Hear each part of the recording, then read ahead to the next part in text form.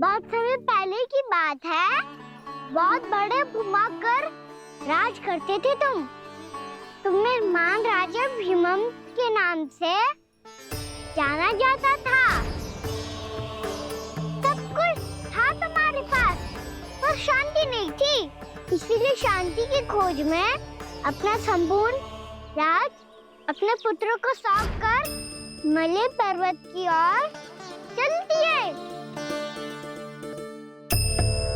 अनेक वर्षों की तपस्या के बाद तुम्हारे तप की कीर्ति चारों ओर फैलने लगी और फिर सच्चे तपस्वी की धूप में तुम्हारी ख्याति से प्रभावित होकर महर्षि उलट तुमसे भेंट करने आए। राजा भीमरथ, आपने ईश्वर की प्राप्ति के लिए सब कुछ छोड़ दिया, पर अपना अभिमान नहीं छोड़ पाए। इसीलिए मेरे आगमन पर सम्मान के साथ खड़ा होना तो दूर, मेरा अभिवादन भी नहीं किया। अभिमान तपस्वी का गुण नहीं होता है राजन, अभिमान राक्षसी गुण है। इसलिए मैं आपको श्राप देता हूँ कि आप अगले जन्म में एक राक्षस के रूप में जन्म लेंगे, एक राक्षस के रूप में जन्म लेंगे।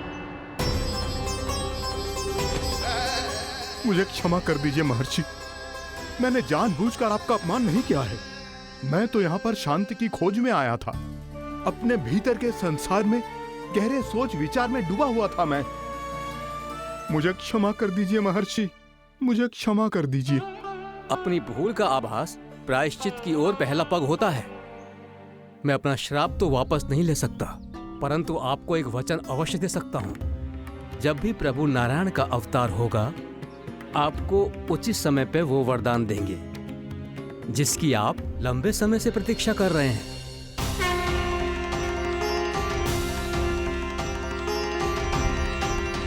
प्रभु, आपने मेरी आंखें खोल दी। अब मुझे पता चल गया है कि आप कौन हैं और मैं कौन हूँ। इसलिए आप मुझ पर कृपा करके अपने चरणों में स्थान दे दीजिए। मुझे वो शांति प्रदान कीजिए जिसकी खोज में मैं वर्षों से भटक रहा हूँ। शांति तो मोक्ष में ही है, इसीलिए मैं तुम्हें मोक्ष का वरदान देता हूँ।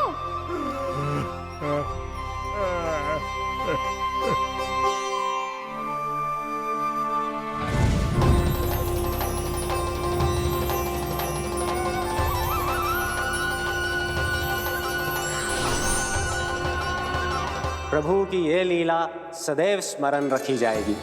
इस स्थान को इनका आशीर्वाद मिलेगा और इस कंदरा को व्योमासुर की कंदरा के रूप में पहचाना जाएगा। भविष्य में अनेक ऋषि मुनियों की शरण स्थली बनेगी ये कंदरा। दीदी, ये कोई साधारण बालक ना है। ऐसा चमत्कार कोई साधारण बालक थोड़ी ना कर सकते हो। तुम सत्य कह रहे थे बलराम, गाना सच्चे में भगवान ही है।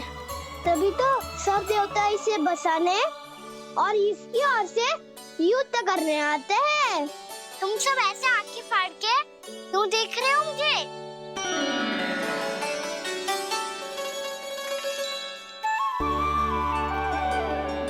बलराम, तुम बलवान हो और कान्हा भगवान है।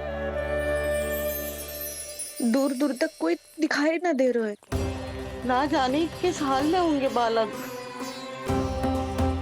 कहीं हम ही तो मार्ग ना भटक गए शीघ्रता के चक्कर में। अब तो एक पग भी ना चलो जा रहे हो। जल, किसी के पास जल है क्या? कंठ तो मेरा भी सूख रहा है मौसी। भाभी, निकट ही जमुना जी है, कहूँ तो वहाँ से जल ले आओ। मैं भी जा रही हूँ भाभी, एक से भले दो। हाँ चल, शीघ्रता से आओ। हाँ।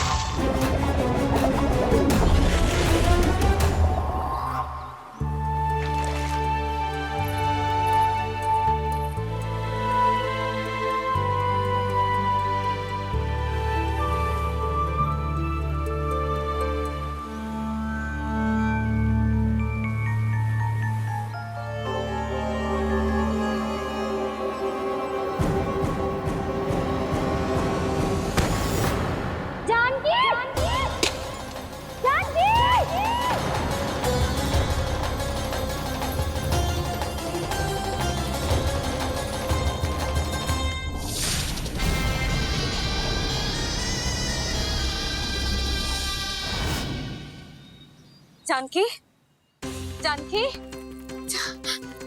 क्या होगा इसे? देखो ना जी, अब छलिया की सूचना मिलते ही हम सब बालकों को ढूंढने चली गई और ढूंढते ढूंढते सबको बहुत प्यास लगी आई जी।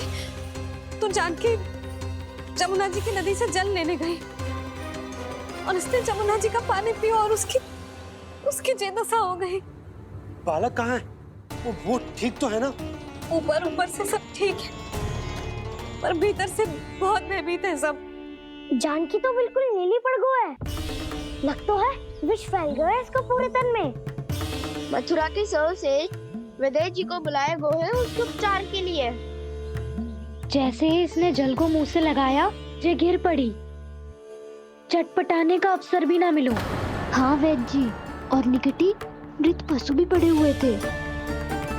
हाँ, मैंने भी अस्थियां देखी थी।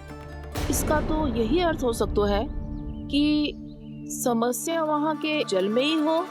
वैद्य जी, आप रोगी की नाड़ी पे ध्यान दो ना। जे गोपिया क्या कह रही है उसे सुनने की आवश्यकता ना है। जब तक विष के कारण का पता नहीं चल जाता, हम उपचार कैसे कर सकते हैं रानी जी? जी, वो निकट ही यमुना जी में एक विशेष क्षेत्र है। ये सब उसी के जल की बात कर रहे हैं। तब तो ऐसा भी हो सकता है कि किसी विषैले सर्प के काटने का प्रभाव हो। पर सर्प के काटने का चिन्ह ना है उसके तन पे। सर्प जब काटता है तब उसके दांत के चिन्ह बन जाते हैं। मुझे पता है, बड़े बड़े सर्प को काटते हुए देखो है मैंने। एक दिन अब बस कर उज्जवल, ये बड़ी बड़ी हाँकने का समय ना है। पर यदि सर्प ने ना काटा है, फिर जानकी की ये दशा किसने की? अवश्य किसी राक्षस ने की होगी। नाना, कोई विषैला पशु भी तो हो सकता है। यह अवश्य किसी महाविषैले सर्प के विष से हुआ है। सर्प ने भले ना काटा हो, लेकिन ये अवश्य ही किसी महाविषैले सर्प के विष के कारण हुआ है। कालिया नाग। कालिया नाग?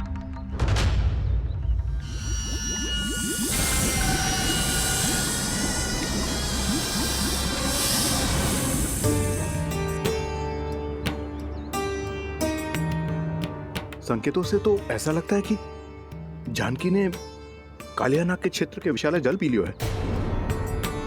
कालिया नाग एक लोक श्रुति है, कल्पना में गढ़ी हुई एक कथा, और कछु ना है। हमें जाके पता लगाना पड़ेगा। पर हमें वहां जाने से मना किया है ना बड़ों ने। उज्जवल सही कह रहे हो है। इस समय जानकी के स्वार्थ से अधिक महत्वपूर्ण और कछु ना है। जानकी हमारे लिए ही जलाने गई थी जी। ना मैं उसे जाने देती ना जैसा वो तो। वैद्य जी, आप शीघ्र कछु करो, कैसे भी कछु भी करो, पर इसके प्राण बचा लो। यशोदा, धैर्य रखो, श्री नारायण पर विश्वास रखो, वो सब ठीक करते हैं।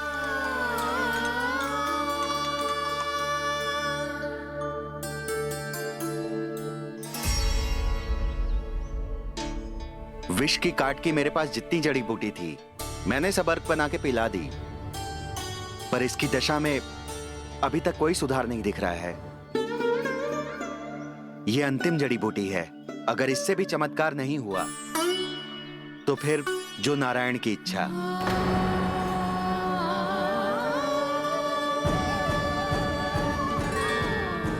पर कोई तो उपाय होगा जानकी को बचाने का। कान्हा, यदि तुझे किसी औषधि के बारे में पता है, हमें बता दे, हम जाके ले आएंगे।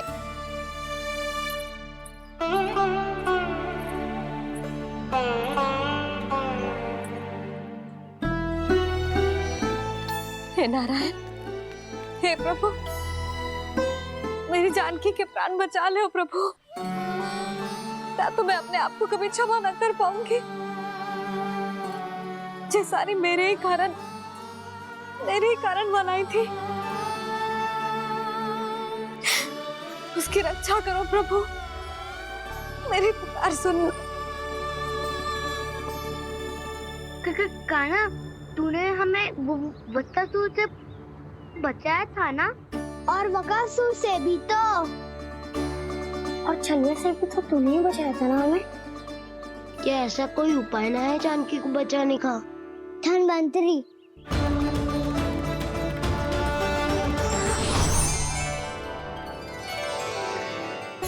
मैं आ गया हूं प्रभु, चिंता मत कीजिए, आपके आदेश का पालन अवश्य होगा। यशोदा मैया,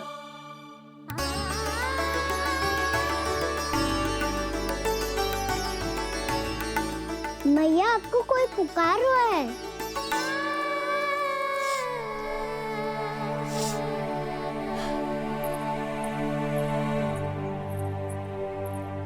चिंता मत करो मैया, अब धनवंतरी जी आ गए हैं, वो सब संभाल लेंगे।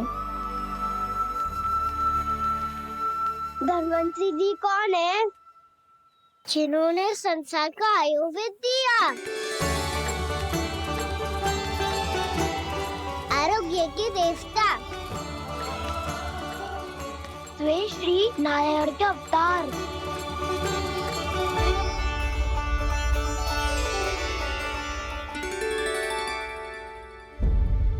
मुझे पता चला है कि आपको वेद की आवश्यकता है। हाँ हाँ, भीतर आइए। आइए आइए बैठे जी, जी रहे। मथुरा का सर्वश्रेष्ठ वैद्य अर्थात मैं यहाँ आ चुका हूँ और रोगी को जितनी औषधि की आवश्यकता थी सब दे चुका हूँ। निश्चित रूप से आपने विष की काट के लिए बहुत ही उत्तम अर्क तैयार किया है, इसीलिए किसी और वैद्य की आवश्यकता नहीं है।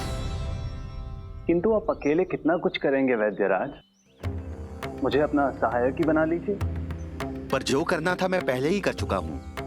हाँ, वो तो आप कर चुके हैं, बस रोगी के तन से विष निकालना शेष है ना वैद्यराज? हाँ हाँ, बस वही शेष है। इनके रक्त को विष रहित करने में मैं आपकी सहायता करूंगा। पहले ये संजीवनी मानी जाने वाली इन लाल फूलों की बूटी को भी घिसना है ना?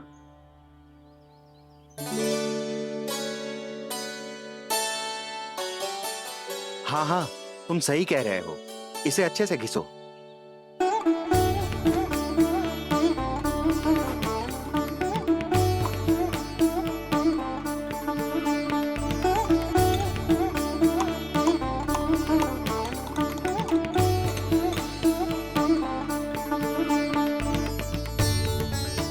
और ये नीले फूलों को भी तो मिलाना है ना? हाँ हाँ, अच्छे सहायक बन सकते हो तुम, ऐसे ही श्रम करते रहो।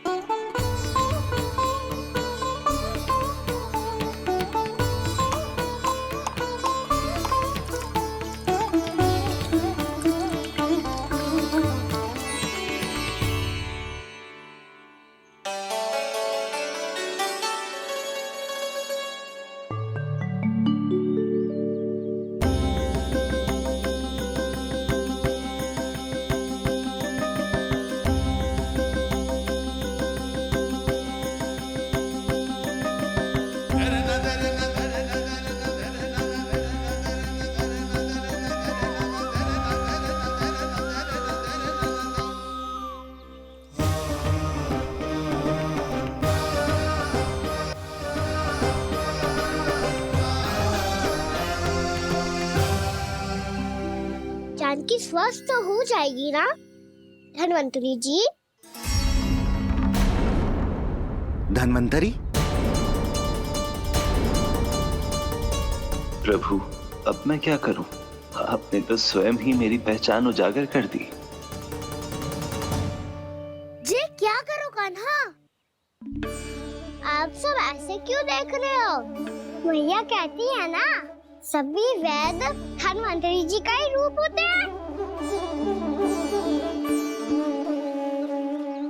वाह कृष्णा, चतुर तो हो तुम। वैसे वास्तविक धन्वंतरी मैं हूँ, मेरा अर्थ है वास्तविक वैद्य मैं हूँ। ये तो मेरा सहायक है, मुझे पूरा विश्वास है बिल्कुल ठीक हो जाएगी। वैसे ही थोड़े ना मुझे मथुरा का सर्वश्रेष्ठ वैद्य कहते हैं लोग।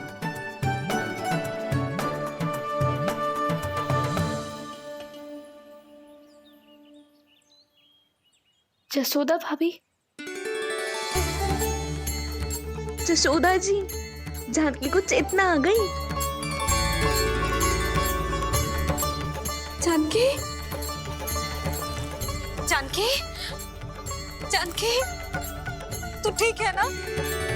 क्षमा करना भाभी, मैं आपके लिए जल ना ला पाई। बस बहुत भूख लगी है।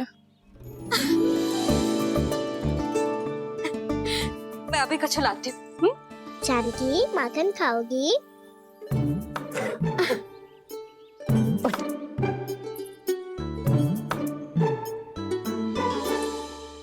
आजा, तू ही खिला दे लल्ला।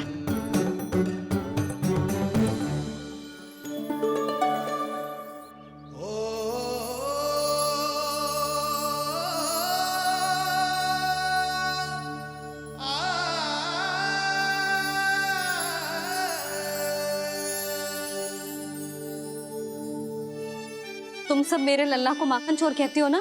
आज देखो, अपना ही माखन जानकी को खिला रहे हो।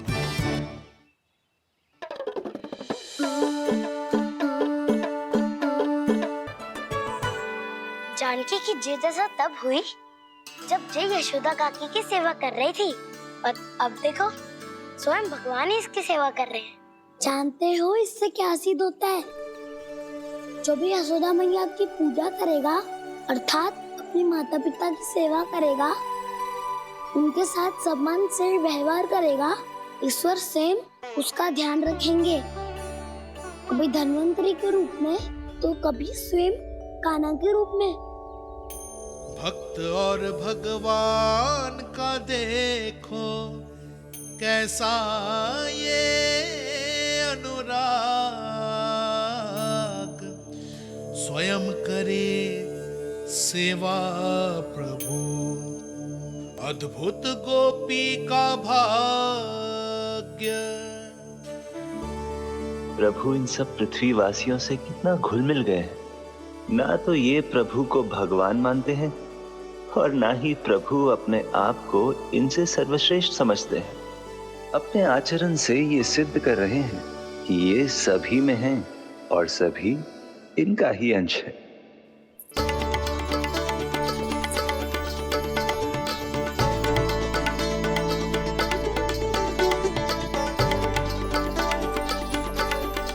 प्रभु,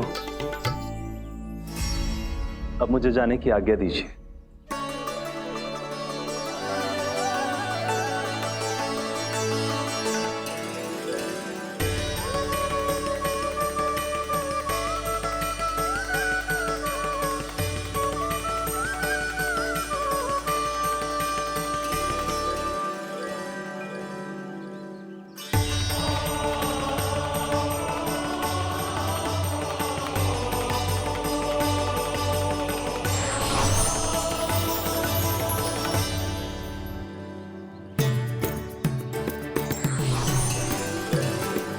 कान्हा ने तो सच्ची में धन्वंतरी जी को बुला लिया था।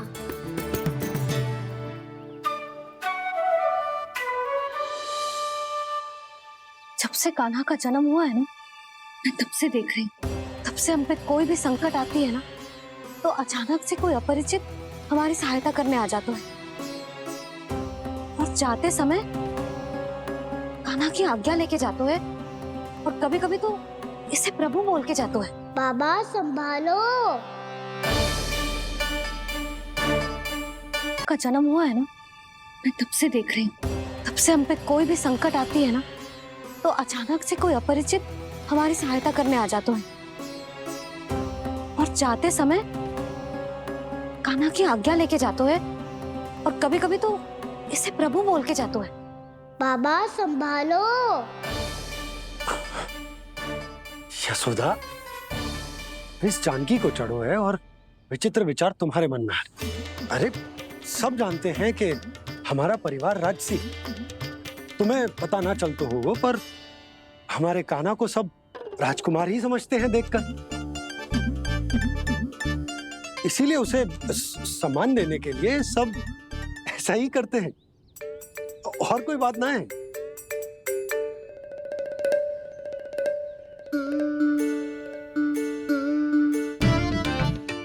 अब जी मेरे लल्ला को ऐसे क्यों घूर रहे हैं? बुरी दृष्टि लगाएंगे क्या? वैद्यराज जी, आपके सहायक तो गए, अब आप यहाँ क्यों? वो क्या है ना, मैं अपने रोगी का निरीक्षण करके पूरी तरह से संतुष्ट होकर ही जाता हूँ।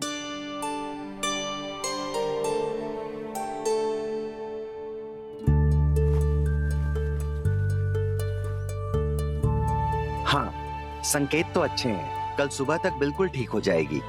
धन्यवाद वैद्य जी।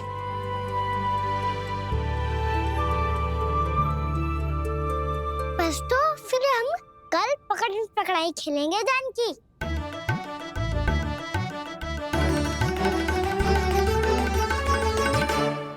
भानु, बंसी, जाकर उस क्षेत्र के चारों ओर बाड़ बनवा दो और वहां सूचना पट्ट भी लगा देना, ताकि जानकी के साथ जो हुआ है वो किसी और के साथ ना हो। शीघ्र जाओ। जी ठीक है।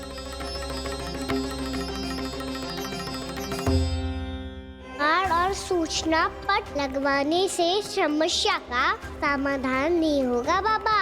निर्दोष पशु सूचना पट देखकर भी कुछ समझ नहीं पाएंगे।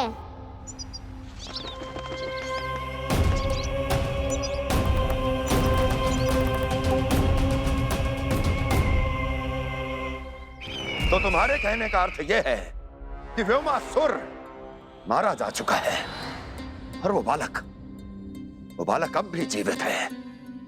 हाँ महाराज, मैंने गोप बालकों को कहते सुना था कि कृष्ण ने छलिया को मोक्ष दे दिया है, पर वृंदावन सुरक्षित नहीं है महाराज। वो एक बहुत बड़ी समस्या से जूझ रहे हैं। कैसी समस्या? गांव के निकट क्षेत्र में किसी विषैले सर्प का निवास है।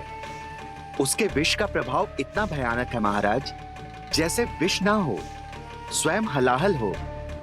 मेरी कोई भी औषधि रोगी का उपचार नहीं कर पा रही थी। निकट के क्षेत्र में कहां है वो सर्प? गोप मानते हैं कि वो सर्प गांव के निकट यमुना नदी के जल में रहता है। मुझे तो लगता है महाराज, ये कालिया नाग की कथा कोई किंवदंती या लोक श्रुति नहीं, एक सच्चाई है, एक विषैली सच्चाई।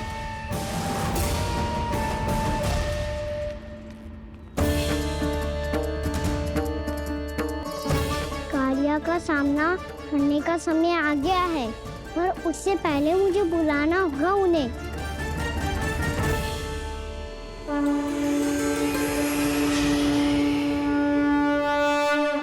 संसार के दारुण भय का नाश करने वाले, सभी कष्टों का हरण करने वाले, विश्व का समस्त ऐश्वर्य प्रदान करने वाले, कमल जैसे लोचन, मुख और चरणों वाले आजानुभुज श्री राम को मैं बार बार नमस्कार करता हूँ। आपदामपहर्तारम दातारम सर्व संपदाम लोकाभिरामम श्री रामम भूयो भूयो नमाम्यहम्। कागभूषोंडी कागभूषोंडी कागभूषोंडी। प्रभु क्षमा करें, मुझे जाना होगा।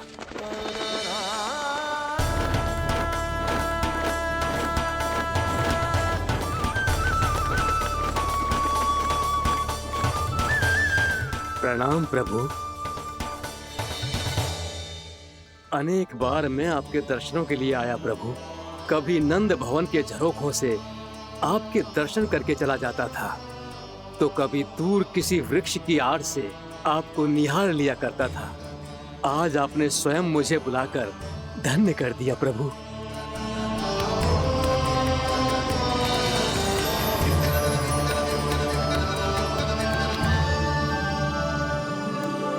मैंने आपको यहाँ एक विशेष कारण से बुलाया है। आपके श्राप से इस कालिया नाग को मुक्त करने का समय आ गया है। ये तो बहुत ही उत्तम समाचार है प्रभु। इतने वर्ष बीत गए, मुझे आज भी स्मरण है वो दिन जब मैंने उन्हें श्राप दिया था। अपने क्रोध पर नियंत्रण खोकर बहुत बड़ी भूल कर दी थी मैंने प्रभु। बीती हुई घटनाओं पर दुखी होके कोई लाभ नहीं है। हमें भविष्य की ओर देखना होगा।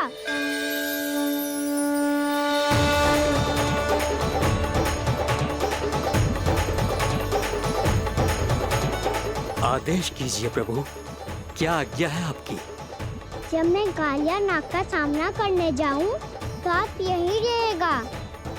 आपको अपने आप पता चल जाएगा कि कब क्या करना है। और हाँ, लौटते जाते समय नारद मुनि से कहिएगा, वो आकर मुझसे भेंट करे। अवश्य प्रभु, प्रणाम। क्या इसने सच्ची में देवर्षि नारद को बुलाया है? नारायण नारायण, आपको संदेश भेजने की आवश्यकता नहीं थी। आप स्मरण करते और मैं चला आता। तुम्हारा कल्याण हो नारद।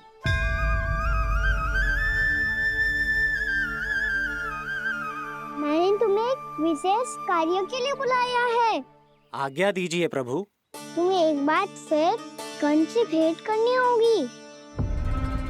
विचार कीजिए महाराज, क्या आप बिना किसी शंका के कह सकते हैं कि कौन सी पंखुड़ी पहली है और कौन सी आठवीं? उस दुष्ट से भेंट करना स्वयं कीचड़ में उतरने के समान है प्रभु।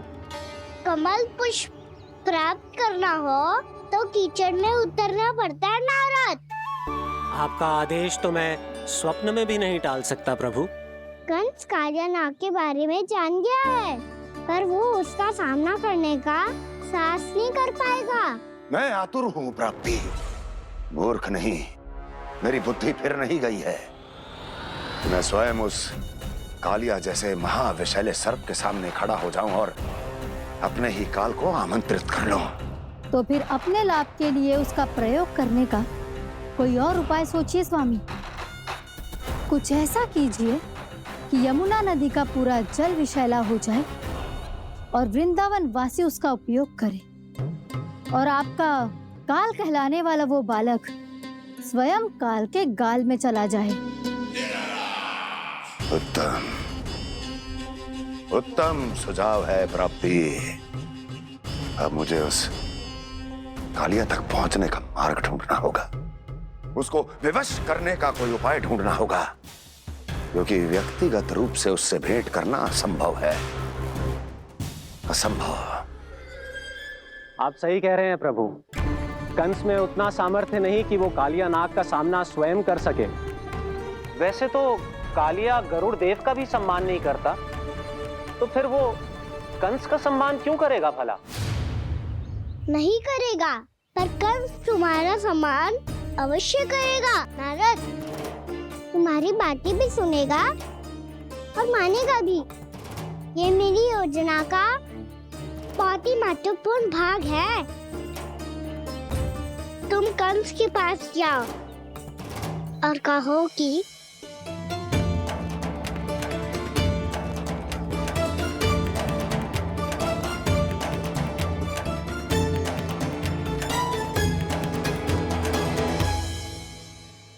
संतान अपने माता पिता को तीर्थ का सौभाग्य दिलाती, पर मेरा लल्ला कितना महान है कि उसने हमारे घर को ही तीर्थ बना दिया। ऐसा तीर्थ जहां मेरी आंखों के सामने भक्त और भगवान का मिलन हो रहा है। जो आज्ञा प्रभु।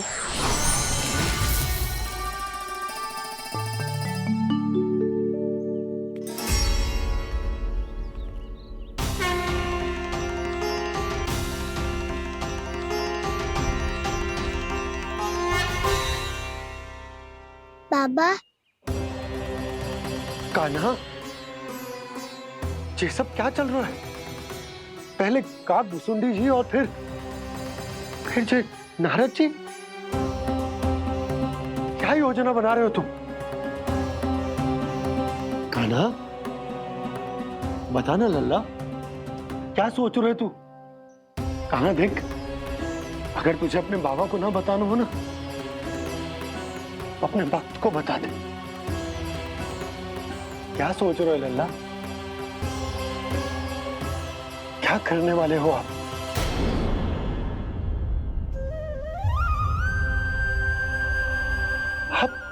आप इतने दुखी क्यों हो? खाना खाना क्या होगा? क्योंकि मुझे आभास हो गया है बाबा, समय आने वाला है। कौन सा समय आने वाला है लल्ला? इसीलिए सब कुछ बदलने वाला है। भैया को मेरा सत्य पता चल जाएगा बाबा।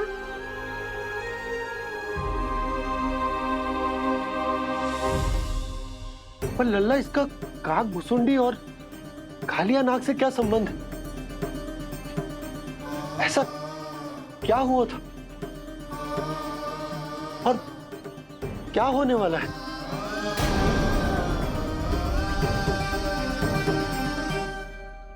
जो होने वाला है बाबा, उसका संबंध उससे है जो सैकड़ों वर्ष पहले हुआ था। महर्षि भृगु के एक वंशज थे वेद शिरोमुनि, जो विंध्याचल की पहाड़ियों में साधना कर रहे थे। तभी वहाँ अश्वशिरा नाम के एक दूसरे मुनि आमंत्रण के बिना ही आ गए। कितना सुंदर और शांतिपूर्ण आश्रम है। यहाँ प्रभु की साधना करने में बहुत आनंद आएगा। शीघ्र ही अश्वशिरा मुनि उपस्थिति के कारण होने वाले व्यवधान से बाध्य होकर वेद शिरोमुनि ने अपनी आंखें खोली। कौन हो तुम और यहाँ क्या कर रहे हो? आपके आश्रम में बहुत शांति है मुनिवर। साधना करने के लिए बहुत ही उत्तम स्थान है ये। मैं चाहता हूँ कि मैं भी यहाँ। आप यहाँ साधना करना चाहते हैं, लेकिन इतना भी नहीं जानते कि किसी के आश्रम में प्रवेश करने से पहले उसकी आज्ञा लेनी चाहिए। आप ये भी नहीं जानते कि यदि कोई यज्ञ कर रहा हो तो बिना अनुमति के वहाँ प्रवेश करने से उसकी यज्ञ साधना भंग हो सकती है। आप क्या साधना करेंगे मुनि? आप तो साधना के योग्य ही नहीं हैं। इतना अपमान! एक मुनि के मुख से इतने कड़वे शब्द शोभा नहीं देते। मैं तुम्हें श्राप देता हूँ, जितनी विषैली तुम्हारी जिह्वा है उतने ही विषैले सर्प बन जाओ तुम। और ऐसा सर्प जो सांस भी ले तो निकट का वातावरण दूषित हो जाए। तुम्हारे इस दुस्साहस के लिए मैं तुम्हें श्राप देता हूँ कि तुम अभी इसी क्षण कौवा बन जाओ, और ऐसा कौवा जो कांव कांव करके अनर्गल प्रलाप करता रहे।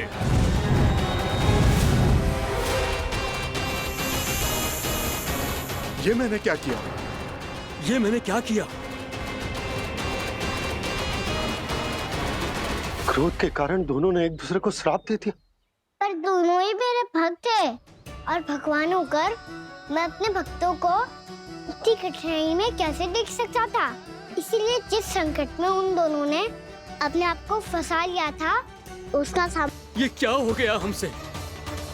हमारी रक्षा कीजिए प्रभु, मार्ग दिखाइए हमें। क्रोध पर नियंत्रण ना होने के कारण आप दोनों ने एक दूसरे को बहुत ही भीषण संकट में डाल दिया है। आप दोनों ही तपस्वी, तप के बल से दिए गए आपके श्राप को लौटाना भी संभव नहीं है। प्रभु, कोई तो उपाय होगा, हम आपके शरण में हैं प्रभु। अपराध तो हमसे हुआ है प्रभु, पर अब आपसे ही आशा है। कुछ ऐसा कीजिए भक्त वत्सल, जिससे हम दोनों के श्राप का प्रभाव कुछ कम हो जाए। आप दोनों ही मेरे भक्त हैं, इसलिए आपकी पीड़ा का निवारण करने का एक उपाय है मेरे पास। वेद शिरोमुनि, जब आप कालिया नाग बनेंगे तो आपको मेरे चरणों को अपने शीश पर धारण करने का सौभाग्य मिलेगा। और अश्व शिरोमुनि, आप काग योनि होने के बाद भी आप श्रेष्ठतम ज्ञान और सर्वाधिक यौगिक सिद्धियों के स्वामी होंगे और प्रवचन दिया करेंगे।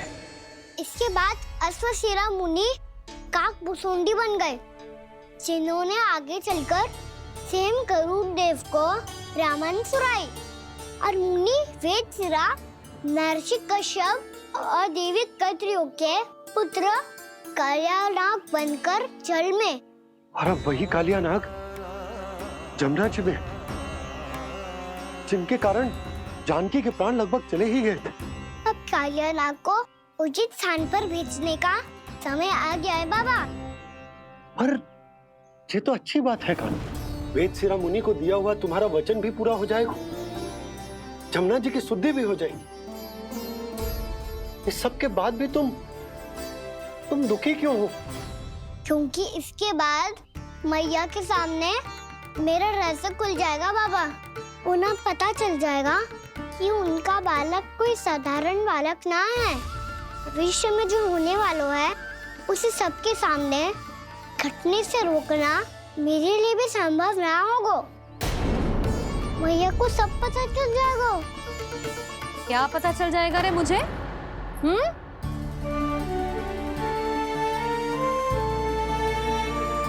यही कि सबसे अधिक प्रेम मैं आपसे ही करता हूँ।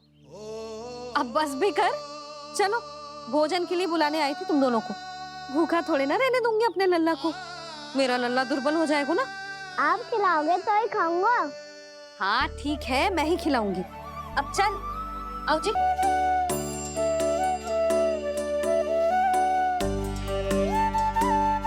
मैया खेलो ना मेरे साथ। मैया सुनो ना, मेरी बात ना मानोगी? अभी बहुत कार्य पड़े लल्ला, देख जानकी को औषधि भी देने जानो है ना। औषधि मैं दे दूंगा, फिर तो खेलोगी ना आप मेरे साथ? पिछले कुछ दिनों से अपनी मैया का अधिक से अधिक प्रेम पाने का प्रयास करो है कान्हा। इसका तो एक ही अर्थ हो सकता है कि कछु बहुत बड़ो होने वालो है। कान्हा रुक जा लल्ला। कान्हा क्यों तंग कर रहा है? मैया को पहन लेना। कान्हा, कान्हा, ये क्या करो तूने?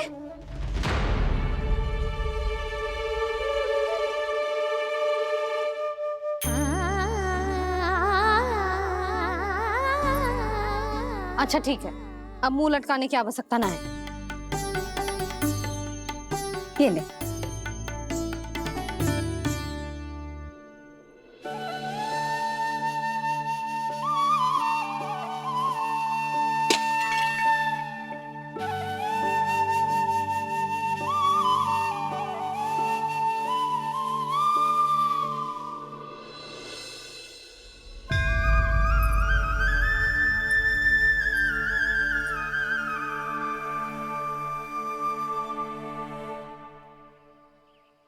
तंग करे मैया को खिजाए, खेले रूठे मनाए, लीला अनोखी करके शरारत, कान्हा दंड भी पाए।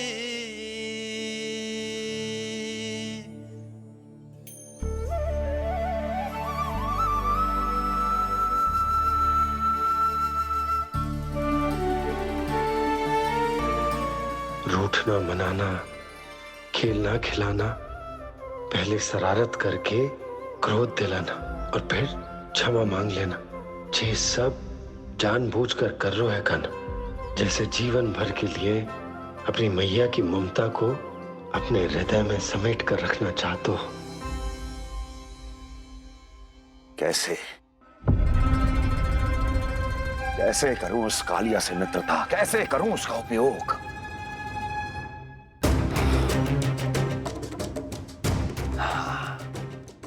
उस पर आक्रमण कर देता हूं और उसे किसी ना किसी तरह से यह विश्वास दिला देता हूं कि यह आक्रमण उस विष्णु अवतार ने किया है। फिर वो क्रोध में आकर सारे वृंदावन वासियों को अपने विष से समाप्त कर देगा। उचित है, ये उचित है।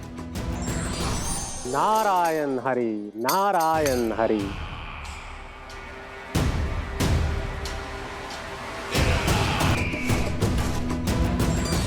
नारायण हरि, नारायण हरि।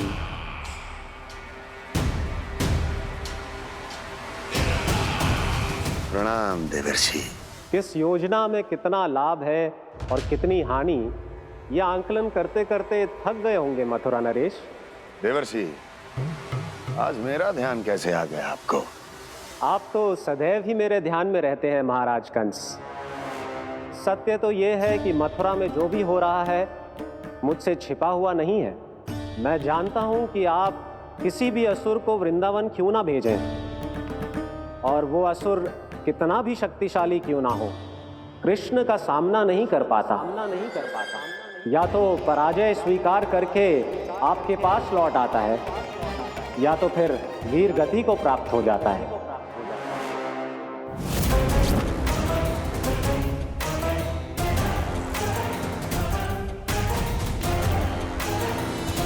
वाह, मुझे मेरी असफलताएं स्मरण कराने आए हैं, मेरे घाव को खुरेदने आए हैं, उन पे नमक छिड़कने आए हैं। मित्र को शत्रु समझने की भूल मत कीजिए महाराज कंस। मैं तो आपकी सहायता करने आया हूं। हाँ, और मेरी सहायता। कृष्ण विष्णु अवतार है, आप विष्णु के भक्त हैं। मैं हूं विष्णु द्रोही, फिर भी तो आपके आराध्य को हानि पहुंचाना चाहता है, उसकी सहायता करना चाहते हैं आप। क्या आप निश्चित रूप से कह सकते हैं कि आप ब्रह्मांड के सभी नियमों को अच्छी तरह समझते हैं? अवश्य। आपके लिए बस इतना ही जानना पर्याप्त होगा कि मैं जो कुछ भी कर रहा हूं उसके लिए मेरे व्यक्तिगत कारण हैं। मैं तो बस आपके हित में पिछली बार की तरह एक सुझाव लेके आया था, पर यदि आप मेरा सुझाव सुनना भी नहीं चाहते तो आपकी इच्छा। नारायण हरि, नारायण हरि। कारण चाहे जो हो, इनके पिछले सुझाव के कारण ही आज मेरे शत्रुओं की संख्या कम है। अन्यथा मैं देवकी के अन्य पुत्रों को भी जीवित छोड़ देता, और आज वो सब अपने भाई के साथ मिलकर उसकी शक्ति को अनेक गुना बढ़ा देते। ठहरिए देवऋषि,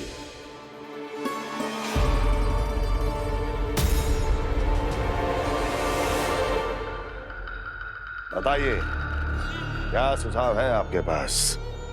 मेरे सुझाव का नाम है कालिया नाग।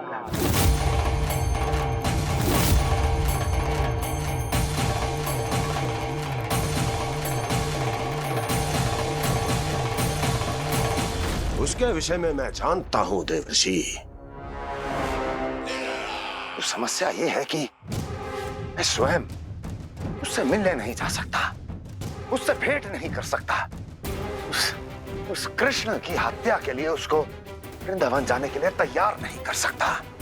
तो मत जाइए उसके सामने, और ना उसे भेजिए कृष्ण के सामने। हर बार आप किसी न किसी असुर को अपने शत्रु के क्षेत्र में भेजते हैं, जहां शत्रु उसका सामना करने के लिए पूरी तरह से तैयार होता है और आपका असुर मारा जाता है। इस बार शत्रु को युद्ध स्थल चुनने का अवसर मत दीजिए महाराज। इस बार योजना का जाल ऐसे बुनिए कि कृष्ण स्वयं उसके पास जाने के लिए विवश हो जाए। कालिया नाग स्वयं काल है, मृत्यु का दूसरा नाम है। उसके विष का उपयोग अपने लाभ के लिए कीजिए महाराज। वैसे कालिया के विष की अधिकता का अनुमान तो होगा ही आपको।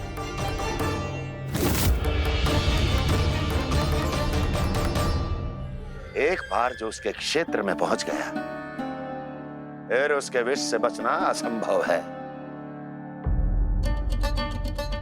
उचित सुझाव है देवर्षि, उचित सुझाव है। देवर्षि, उस छलिया विष्णु की भक्ति करते करते आप भी उसके रंग ढंग सीख गए हैं। उचित है, उचित है।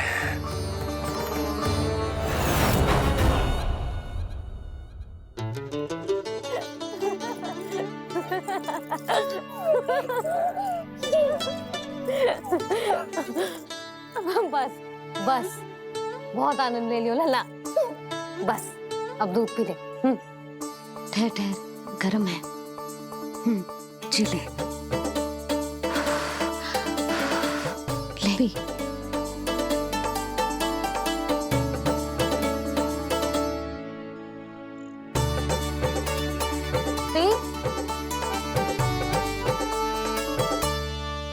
होती तो ना जाने क्या होता तेरा। अपने आप दूध भी ना पी सकते है, भावला कहीं का। आपकी इस प्रेम के लिए तो मैं धरती पे आया हूँ मैया। मैं भी यही सोच रहा हूँ यशोदा कि तुम ना होती तो मेरा क्या होता। इसी बात पे थोड़ा दूध और कजू खाने को दे दो। अरे मैं तो भूल ही गई। तनिक ठहर जाओ जी, जे दूध पी लेना तो आपके लिए भी कछु ले आती।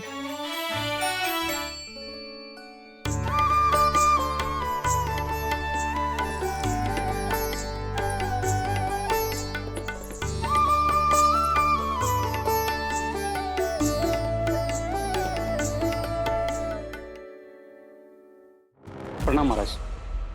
आपकी आज्ञा के अनुसार बिल्कुल वैसा ही पत्र तैयार किया है जैसा आप चाहते थे।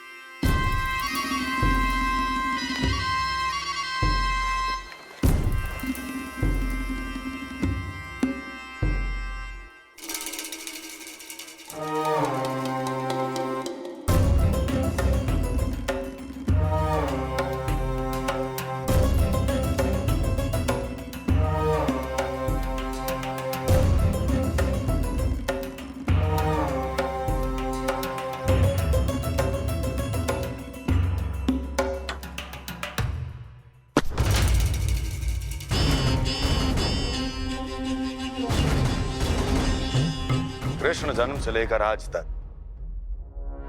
ये मेरी सबसे महत्वपूर्ण योजना है। इसका सफल होना निश्चित है दूत, किंतु केवल वही करना जैसा मैंने कहा है। जाओ।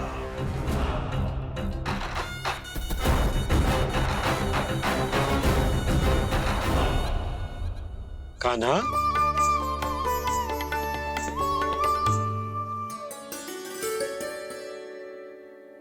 क्या होगा?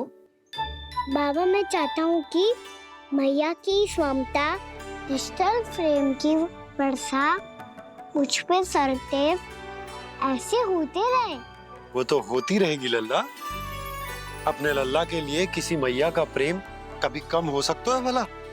नंदराज, वो मथुरा से एक दूत आयो है महाराज कंस का राजपत्र लेके।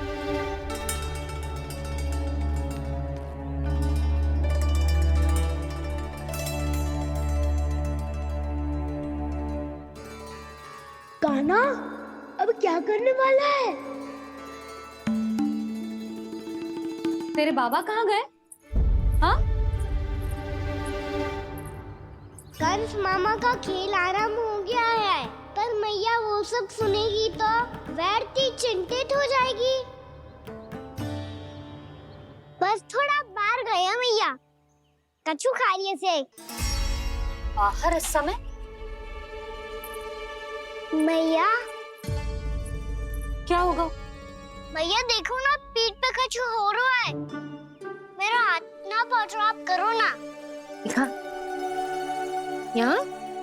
क्षमा करना मैया, पर अभी बाबा को ही संभालने दो ये सब।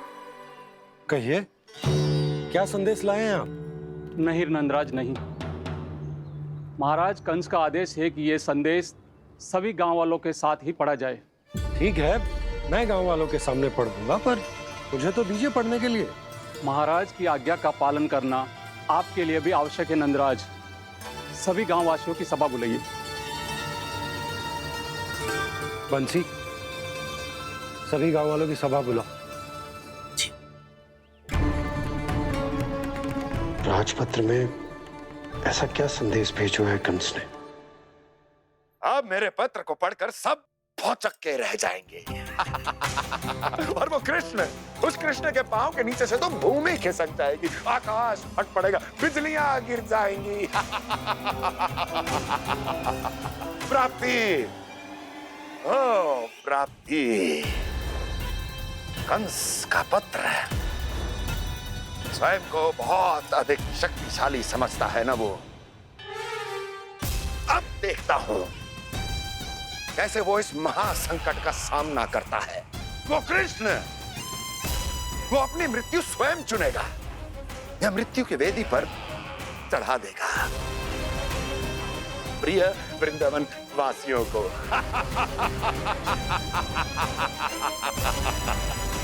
अब आएगा आनंद प्राप्ति, अब आएगा आनंद। सबको इकट्ठा करवा के ही पढ़वाएगो। अवश्य ही कोई विशेष संदेश दिया होगा कंस ने। मैं भी यही सोच रही हूँ सुलक्षणा जी, कछु ना कछु तो विशेष है, पर जे हो क्या सकता है?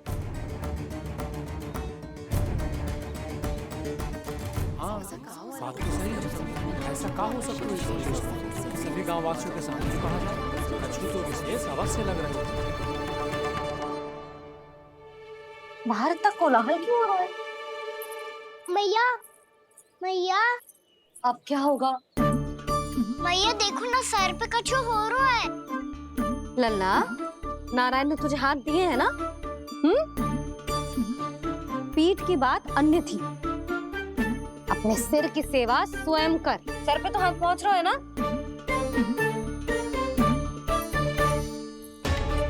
मैया सुनो ना, मैया देखो ना, तीव्र कर कछु हो रहा है। मैया देखो ना, तीव्र कछु हो रहा है।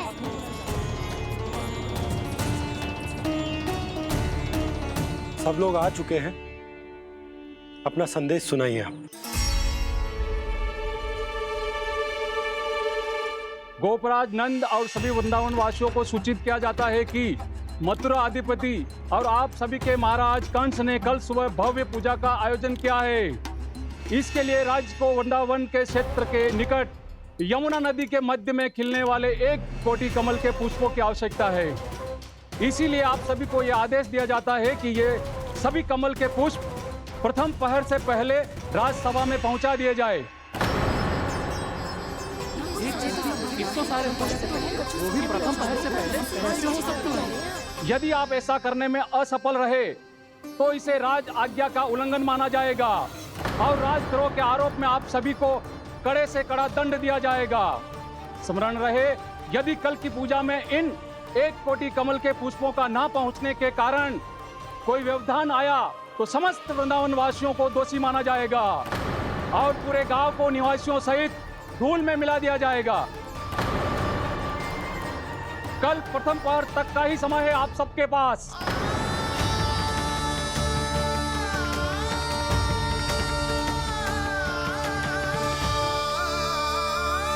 पुष्पना, यमुना नदी के मध्य खिलने वाले विशेष कमल के फूल चाहिए उन्हें, लेकिन यमुना नदी में तो कालिया नाग ने विष घोल के रखा है, तो फिर कैसे हो पाएगा? यह संभव है। हमारी मृत्यु का संदेश भेजा राजा कंस ने। सदैव की भांति इस समस्या पर भी गांव के बड़े ही विचार करेंगे। बालकों का यहाँ होना उचित ना है।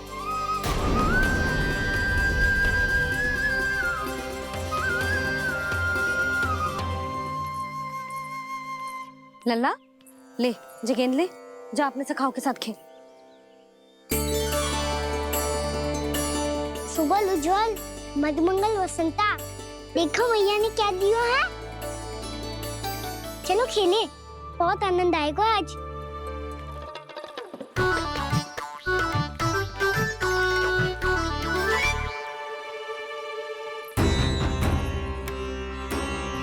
भानु, बंसी, जाओ और शीघ्र ही वो घेरे का कार्य समाप्त करो।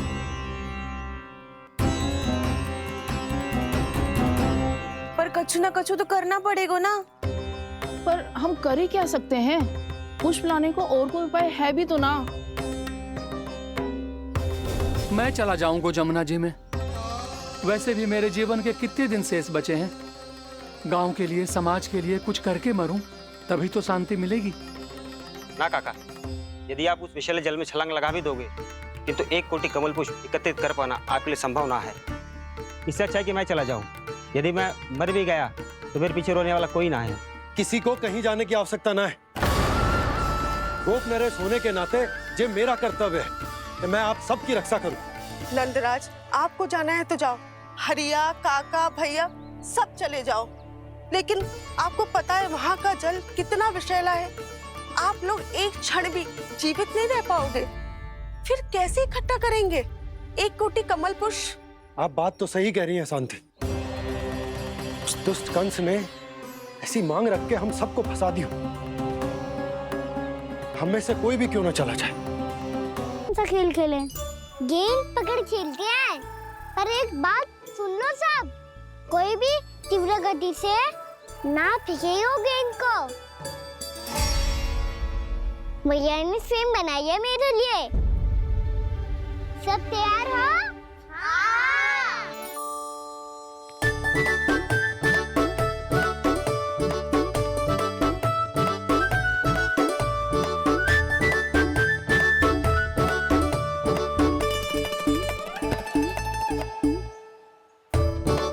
मुझे दो, मुझे दो।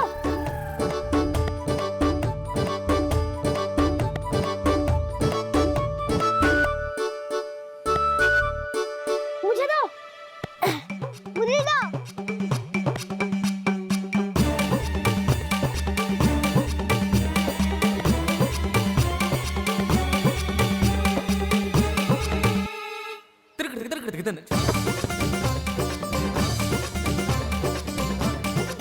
कान्हा, इतनी धीरे से फेंकेगो तो कैसे आनंद आएगो?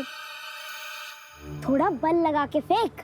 हाँ कान्हा, हम अभी बड़े हो गए हैं, तू अब भी छोटे बालकों की तरह फेंक रहे है।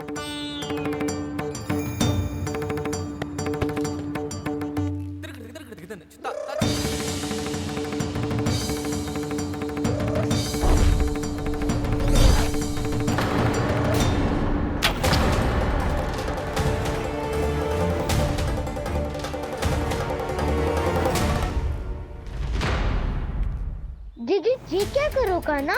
गेंद तो डूब गई।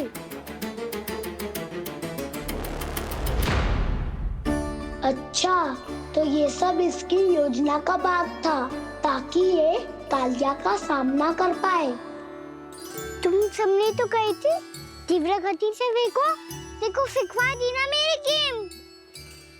मुझसे नदी में। अब मुझे जाके लानी पड़ेगी। रुक जा कान्हा, रुक जा कान्हा। जी क्या बोल रहे थे कान्हा? इसमें तो बहुत संकट है। कोई भी संकट मेरी मैया का उपहार खोने से बड़ा ना है। बहुत प्रेम से बना के उन्होंने दी थी।